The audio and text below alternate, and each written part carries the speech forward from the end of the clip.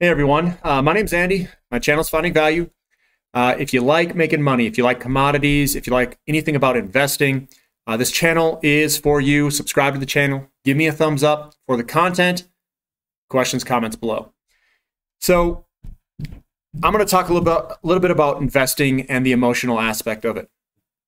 It seems like some people are more emotional about with their investments, and others are pretty clear-cut, dry, do whatever logic tells you. So people are going to vary quite a bit during this presentation. So I'm going to talk about investing overall and kind of the emotions behind it and how to kind of become a seasoned investor. So each person I know is going to be different, and I think this applies to most people, especially new investors. The best things in life, and this is a quote, I think I got it from Will Smith maybe. The best things in life either take work or are hidden behind fear. And if you don't do anything, then everyone can get that result if something doesn't take work. And there's nothing self-rewarding or gratifying out of something that doesn't take work. You can just sit there and do nothing, and that's not a big deal. And if you want to get better at investing, obviously practice and experience is how you get better at doing something. Whether it can be anything. And I think that investing, you're going to have some skin in the game. You got to do something with some money, and then you're going to have to learn and gain some experience learning with your own money. And again, investing is no different than most anything in life. The payoffs in investing are much more once you get good at it, and it becomes kind of addicting because some of the payoffs can be pretty big once you know what you're doing.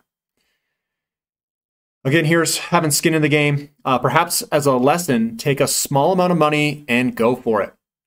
Whether it's trading, whether it's investing, just a small amount, and really learn and fine-tune your investment skills or trading skills, whatever you want to do with it.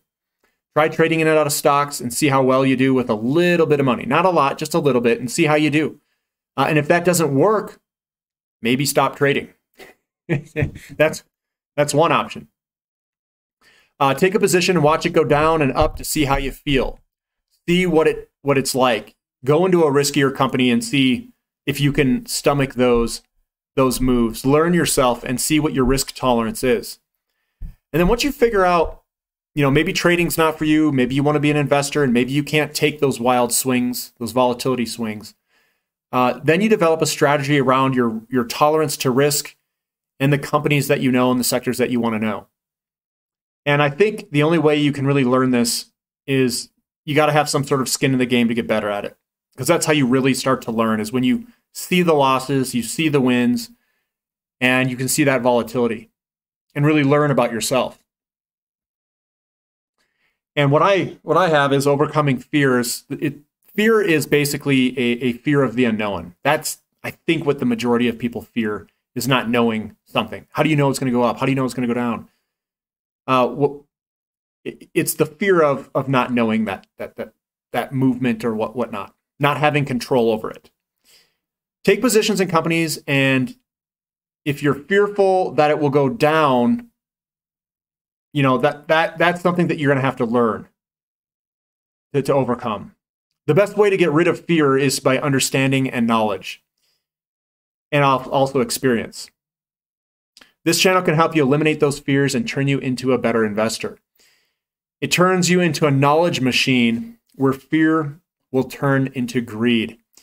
And you'll be buying the pullbacks. You'll be ultra aggressive, and you'll know what you're doing. But it does take time. It does take experience. It does take you seeing losses and seeing wins and trusting the system that you're developing for yourself. And here's the greed aspect, the opposite aspect of fear. Greed can twist you around as well. It really can. If you mixed in these emotions, you basically become a FOMO machine, a fear of missing out, and you just chase everything. That's the greed aspect.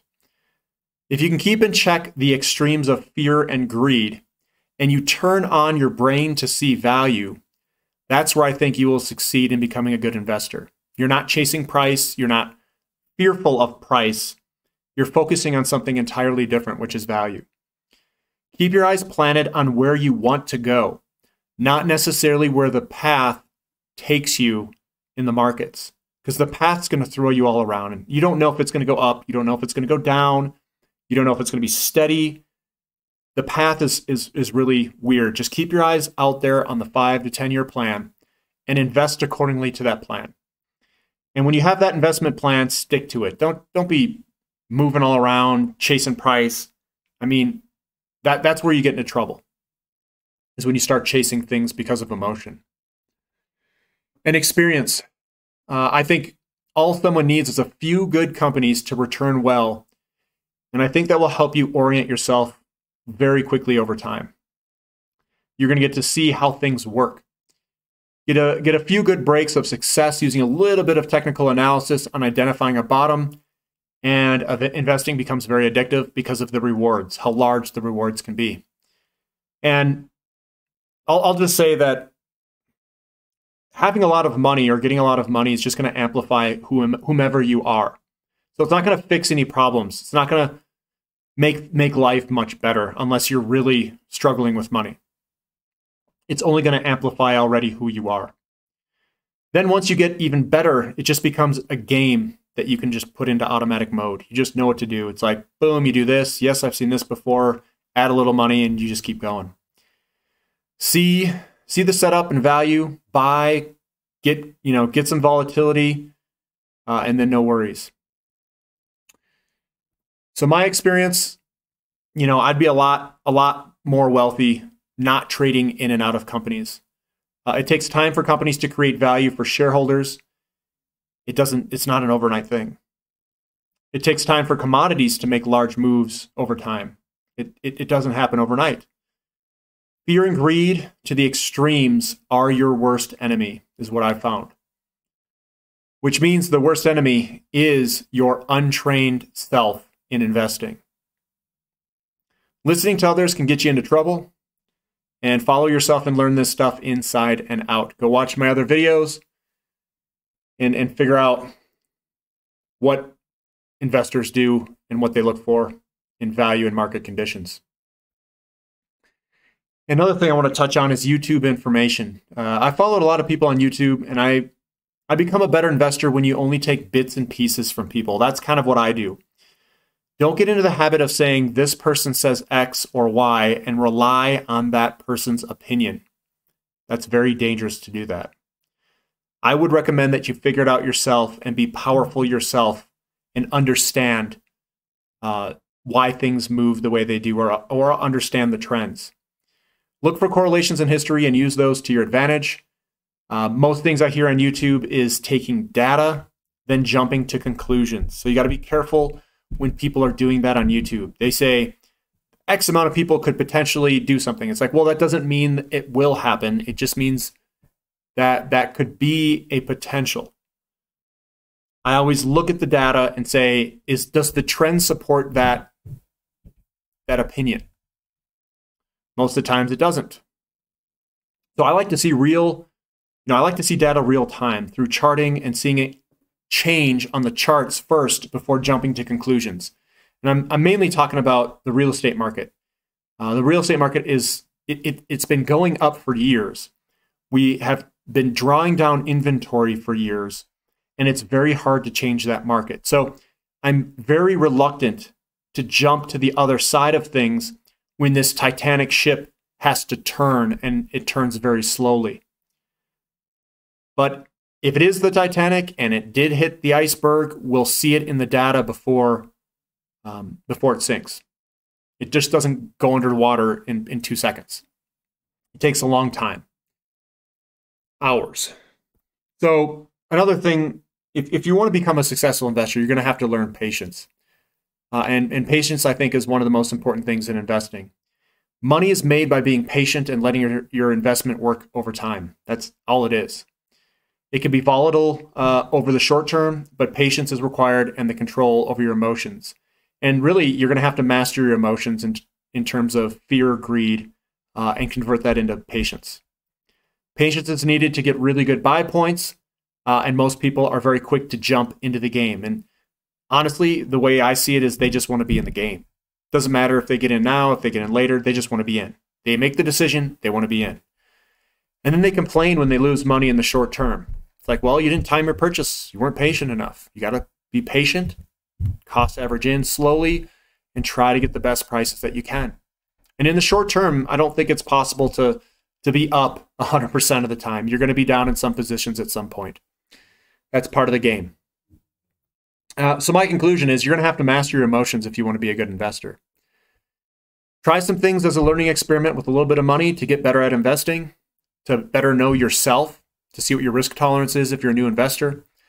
Overcome your fears, if you have any, in investing by education and trial and error. Teach it yourself. Figure out what you like and dislike and figure out what you're good at. Gain the experience you need using a little money. Don't go big if you don't know what you're doing. I don't want you to lose a bunch of money.